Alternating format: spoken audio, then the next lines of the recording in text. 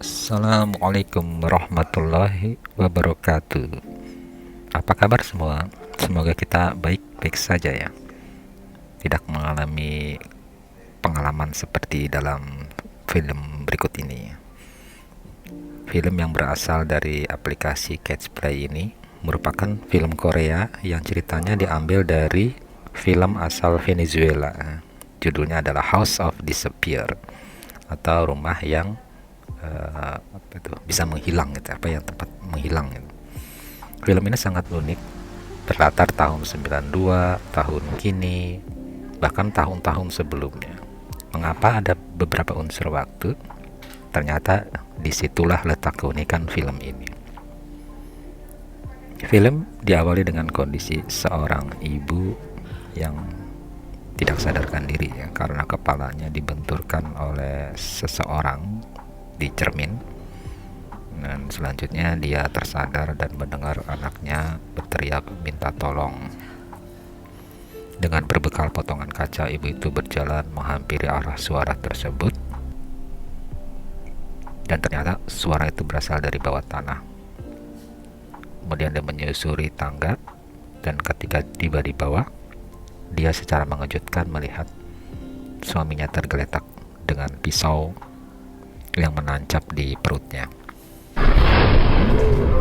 Si suami sempat siman sebentar dan sepertinya marah dengan sang istri, tapi kemudian dia tidak sadarkan diri lagi, sepertinya meninggal.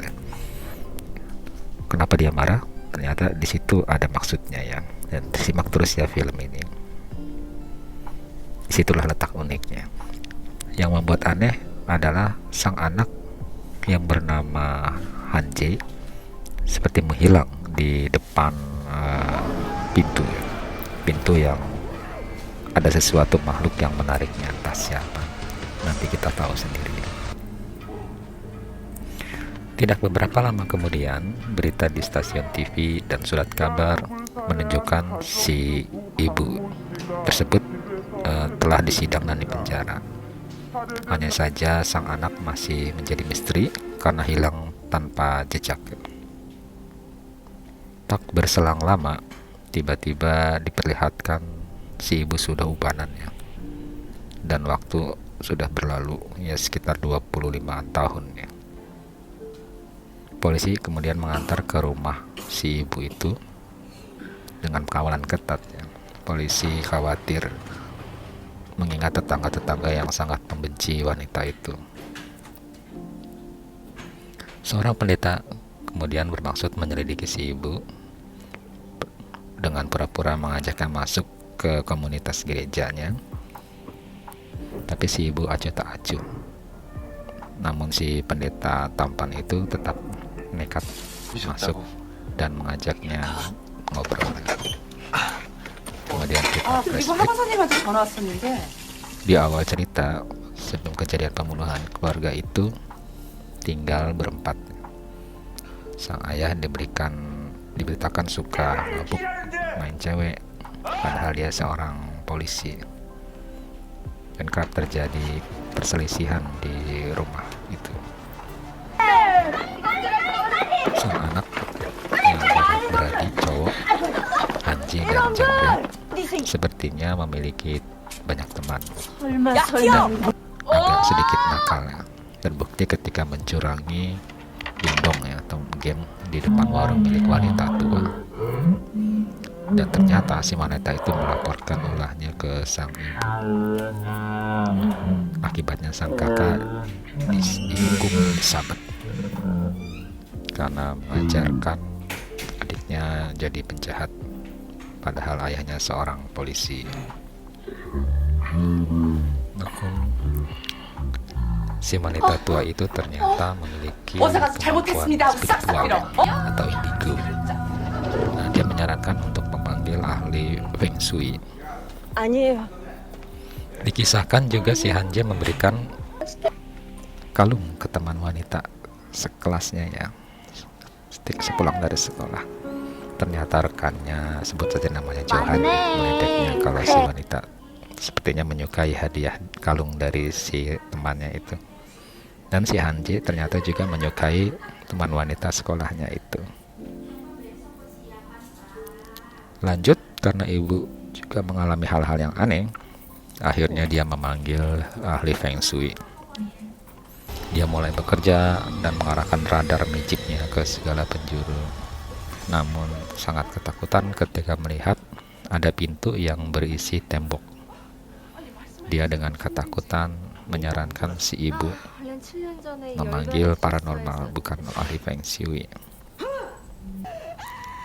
Beberapa hari berikutnya, si ibu memanggil paranormal. Ternyata benar, di rumah itu berisi makhluk-makhluk yang ada di dalamnya orang-orang yang tidak dikenal ya, dari berbagai era. Namun karena si ibu ketakutan, akhirnya acara itu gagal ya.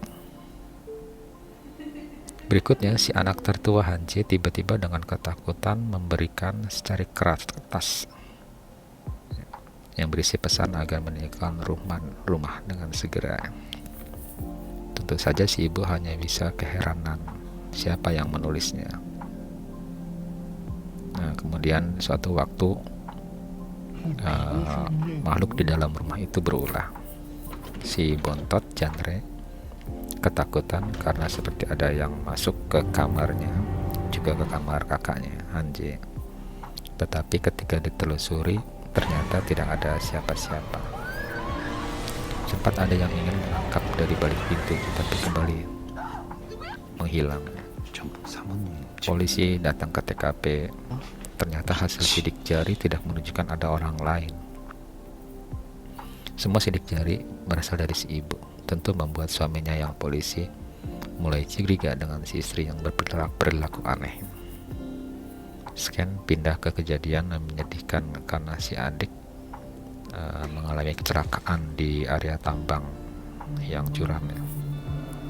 Setelah SAR menyusuri sungai dekat tambang, mayatnya ditemukan. Sang ayah sepertinya terguncang dan sikapnya mulai berubah terhadap sang istri yang menurutnya lalai. Jawaban dari teka-teki. Di awal diceritakan si ibu yang melihat suaminya tertancap. Orang dari masa depan bisa melalui masa lalu lewat pintu tersebut. Dan terbukti hasil penelitian sang pendeta tampan yang datang ke rumah itu bahwa ada satu keluarga yang hilang tiba-tiba di rumah tersebut. Nah, disinilah teka-teki itu terjawab. Ternyata si wanita tua yang baru keluar dari penjara itu memiliki akses 25 tahun yang lalu ke kejadian saat sebelum suaminya terbunuh, entah oleh siapa.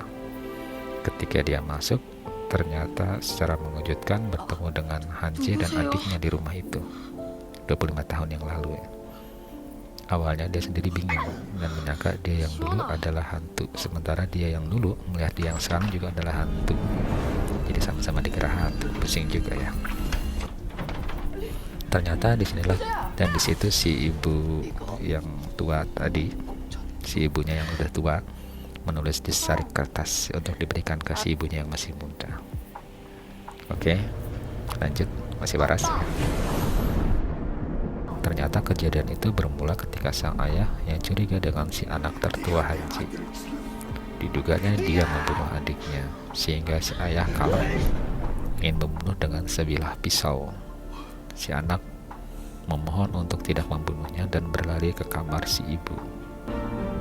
Si ibu tentu saja panik dan keheranan atas ulah suaminya tersebut. Namun dia pingsan karena dibenturkan ke cermin.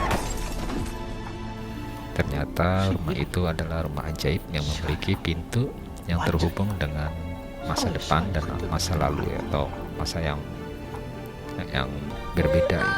Selisihnya sekitar 25 tahun dan terbuka ketika bulan November. Ketika si ayah membunuh si anak, tadinya si ibu masa kini tidak ingin melindungi si anak yang akan dibunuh ya, atas permintaan dari si anak yang sudah 75 tahun atau 3 periode berikutnya ya. Namun si ibu itu punya rencana, maka si anak itu diselamatkan dengan menarik dengan membunuh suaminya, kemudian membawa si Hanji itu melintasi ruang waktu ya, ketika di awal scene disebutkan ditarik seseorang, ternyata itu adalah dirinya di masa depan.